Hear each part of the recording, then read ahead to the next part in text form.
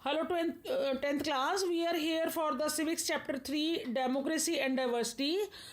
In the previous video, we discussed about two aspects. One was overlapping differences and one was cross-cutting differences.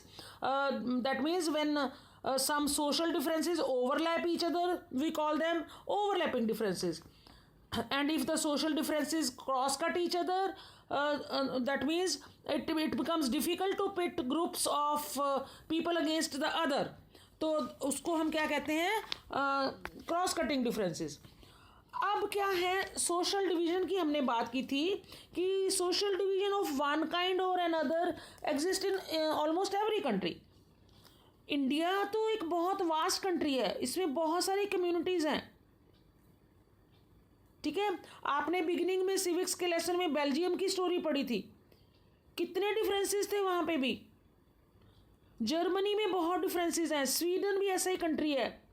वहाँ पे जो Sweden है that were once homogeneous and they are undergoing rapid changes with the migrants.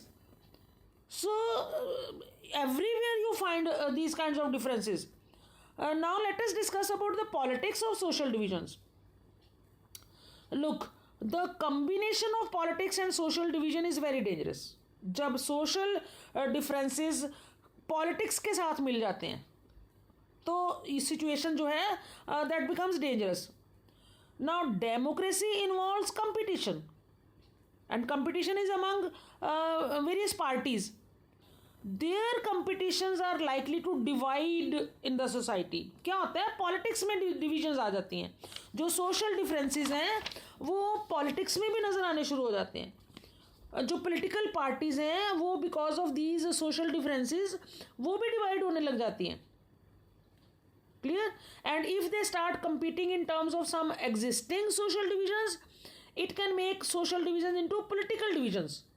और conflict जो है वो बढ़ जाता है. That leads to conflict, that leads to violence, that leads to disintegration. Even आपके कंट्री के मतलब विचारधारा में बट जाता है country.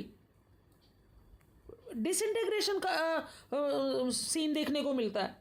So hence politics and social divisions जो हैं we must not allow them to get mixed. Politics and social divisions must not be allowed to mix. Okay. Now at the same time social divisions also affect the voting in most of the countries. आपका voting pattern जो है वो भी social divisions की वजह से affected रहता है. People from one community tend to prefer one party. मतलब community का division party का division बन जाता है. Preferences accordingly हो जाती है political parties में भी.